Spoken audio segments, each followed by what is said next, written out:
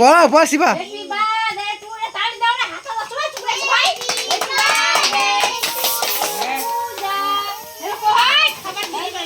কিছু না বাতিরে নিমো ফুক দিয়ে সবগুলো নিবা সবগুলো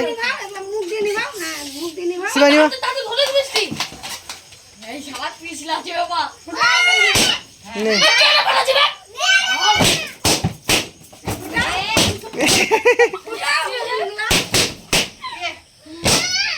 নে